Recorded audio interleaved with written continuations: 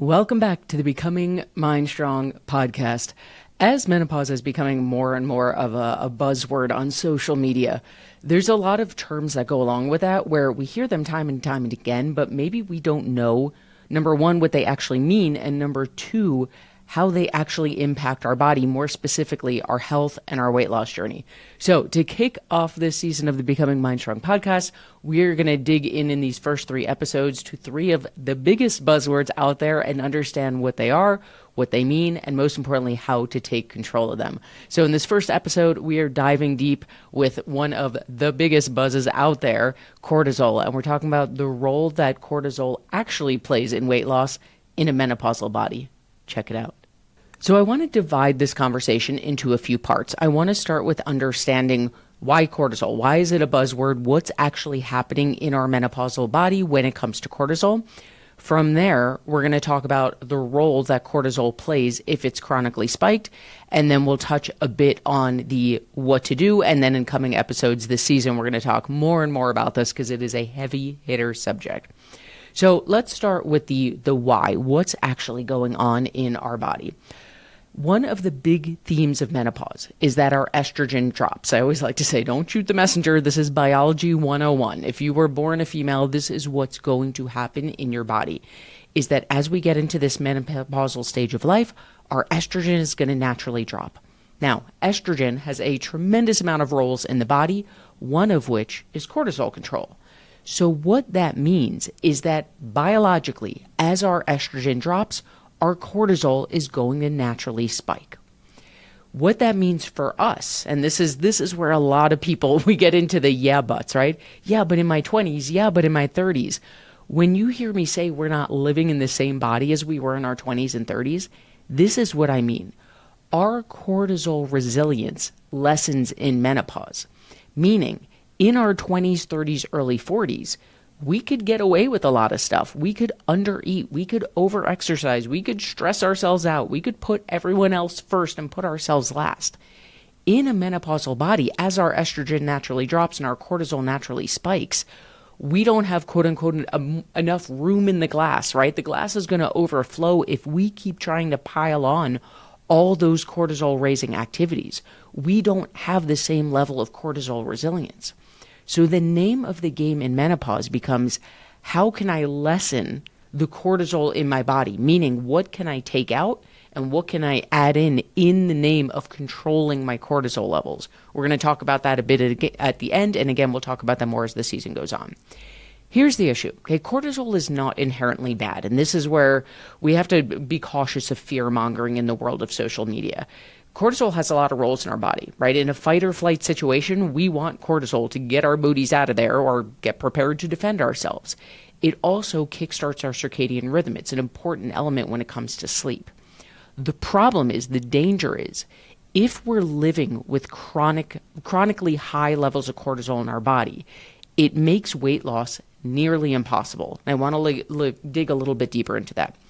Number one, let's go back to what I just said, fight or flight, right? We hear all the time, if you're faced with a saber-toothed tiger, and there's truth to that because this is biological. This goes back to our roots.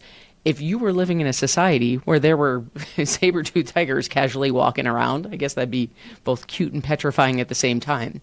When you come face to face with that saber-toothed tiger, your body in that moment is in survival mode. It's in fight or flight, right? All of your blood is rushing to your limbs. It is not in your belly focused on digestion. It is not in a place of, yeah, but I got 5 pounds to lose before I get in my bikini this summer. The only thing that your body, your brain, your body, your limbs, your blood supply, all of the above, the only thing it cares about in that moment is, am I going to fight this thing? Am I going to flee, or am I frozen right now? It is in survival mode, and you cannot lose weight. That is not the focus of your body when you're in survival mode. Now, the other issue is this. If you're walking around with chronically high levels of stress, chronically high levels of cortisol, because that's our stress hormone, our blood glucose is going to skyrocket. Our insulin is going to skyrocket. When those things happen, our insulin resistance plummets. And here's the point of all that.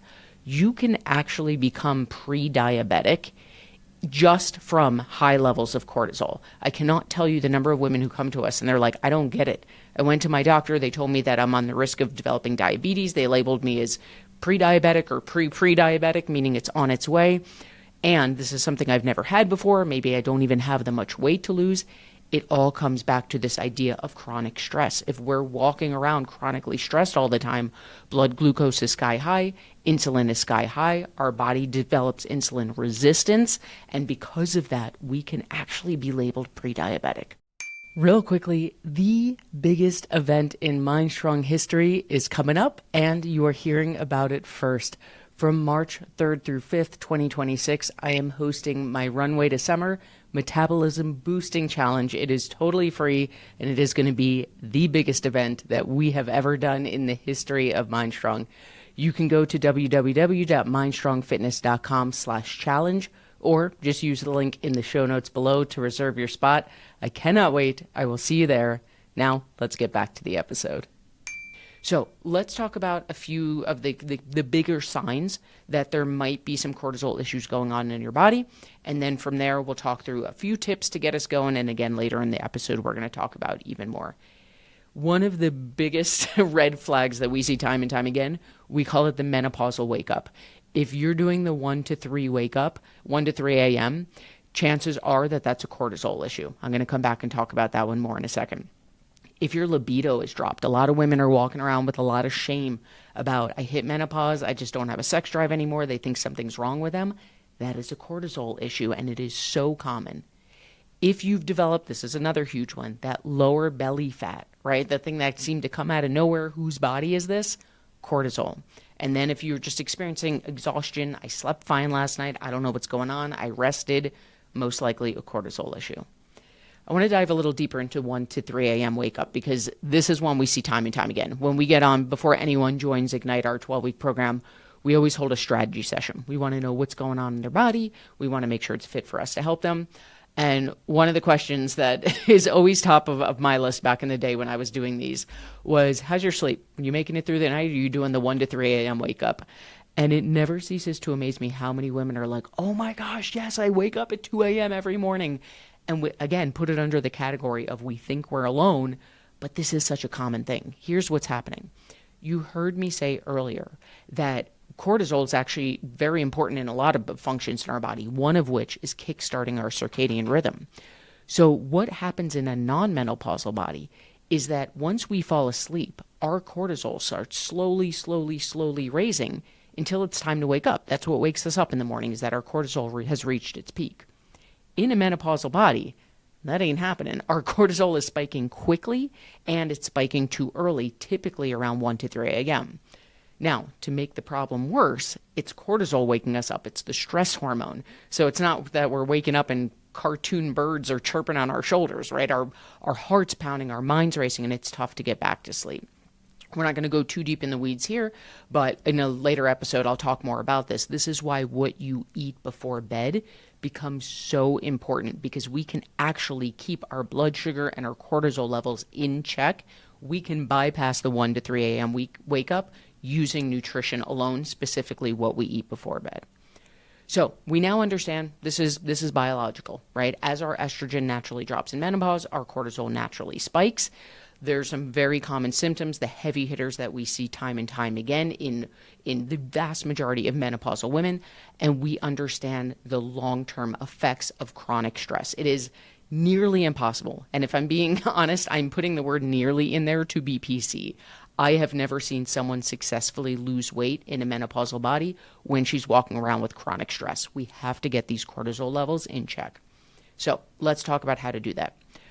When someone joins us in Ignite, we go through what we call a symptom checklist. I'm going to try to avoid going down a rabbit hole here, but I really love talking about this because it's one of those things that I find time and time again gives us hope. We tend to hear about the heavy hitter symptoms in menopause, right? Night flashes and hot flashes and night sweats and all the buzzwords around that. In reality, there are hundreds of menopause symptoms, and if we tried to tackle them one by one, we would never start. We get into paralysis by analysis, it'd be overwhelming, we'd never actually stick with it. we can label, and spoiler alert, this is what we're talking about in the first 3 episodes of the season, we can label the symptoms under what I call the big 3: cortisol, inflammation, gut health. So we can take these hundreds of symptoms and we can group them. Okay, these 15 go under cortisol. These 12 go under gut health. And then when we tackle the big 3, all these symptoms start to go away. So one of the first things we do with all our members is first we go through this symptom checklist. When it comes to cortisol, so one of our big 3 is cortisol. What we're going to start to do is we have 2 separate lists. We're going to talk about cortisol reducing activities, meaning let's look at a typical day for you right now and what can we start to pull out that's going to naturally reduce those cortisol levels. Then we're going to look at activities that we can add in. So here's a list of things that if you add them slowly, right, because major life overhauls don't work, if we start to slowly add them into your day, we can start to bring those cortisol levels down. If you've been hung out here before, you know me well enough to know I am never a fan of 0 to 100. I am never a fan of major life overhauls. What I do not suggest is suddenly uprooting your life and going to a silent meditation retreat and trying to live a life that involves 0 stress. You might feel great for a week, but then you're going to come back to real life. So the point of these 2 lists is what's the low-hanging fruit, right? That's where we always start. Which of these activities feel like, yeah, it's not a big deal if I take that out of my day. Yeah, it would be easy enough to add in this one thing, maybe these 2 things. And then, because we know humans are pleasure-seeking creatures, as we start to feel good, we say, holy cow, that feels so good. What else can I add in? What else can I take away? And this season coming up, we're going to do an episode on some of my favorite add-ins, takeaways for how we can start to reduce those cortisol levels. What we need to understand is cortisol. It is biological. Unfortunately, this is not something we can bypass. If you are in a menopausal stage of life, your cortisol is naturally biologically spiking. Our name of the game becomes, what can I do to start lowering those levels? Again, we're going to talk about that more this season so that I can get them under control and I can actually lose weight in this menopausal body.